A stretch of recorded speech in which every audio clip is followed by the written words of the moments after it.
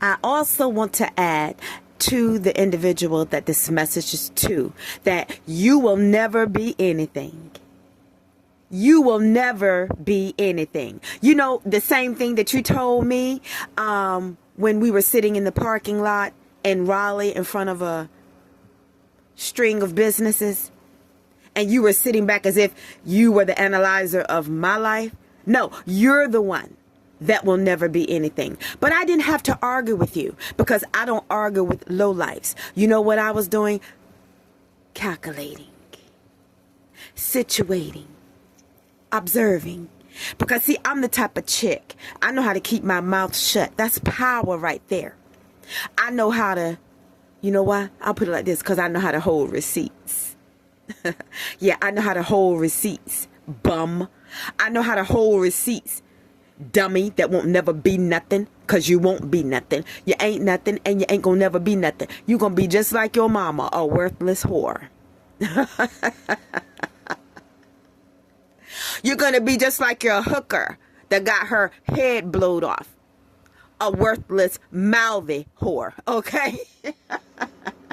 Because, you know what? I'm gonna leave that one alone, okay? I mean, far be it from me to talk about your baby mama.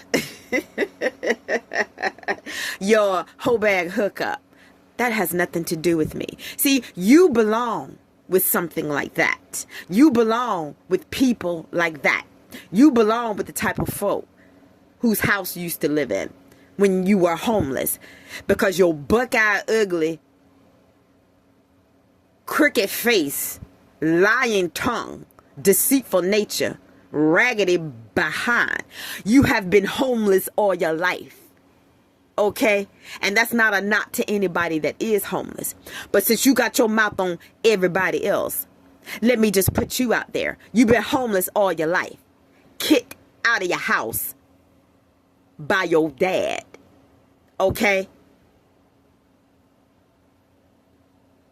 During your teenage life. Living at different people's houses in Franklinton. You're homeless. Okay? When you were standing up in my face, you were practically homeless. Putting on a front as if your family is the Brady Bunch, perhaps. All of you were fake. That's why some of you were so quiet. Because if you open your mouth, you could be read. Your family is just as dysfunctional as a bucket of, I don't know what, psychotic folks out of an institution. You all need to be on medication. But let me tell you all what you're not going to do. And this is only to the ones that it resonate with. You're not going to follow me. You're not going to trash my name. You're not going to follow me like I'm some sort of entertainment, targeted somebody that you want to sit back and eat popcorn perhaps and watch. Not saying you are, but I'm just using that as an example. No, I'm not going to be your entertainment. You're not going to follow me, you dysfunctional nutcases. Because for the ones of you that targeted me, you all need to be in a mental institution because you're crazy.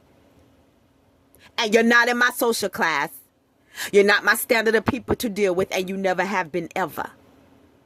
But I'm the type of person, I'll give people the benefit of the doubt until they cross me. And once you cross me, it's a wrap. Because I had no business hanging around any of you trash anyway. And that dirty bum that tried to trash my name, you had no business ever placing your foot on my ancestors' property from day one. You put your big doofus foot on my ancestors' property, and you had no business down there. You had no business on my ancestors' property, bringing your drama, your craziness, and your type of lifestyle, and the type of people that followed you and that you were connected with. But because you disrespected me, and you disrespected my family, and you disrespected my family's property by placing your foot on land that my ancestors purchased, you're going to pay for that. And you're going to pay for that for the rest of your worthless life. You're going to pay for that because you were not invited. You were sent by the devil. But let me tell you something. Even the devil gonna hate he sent you.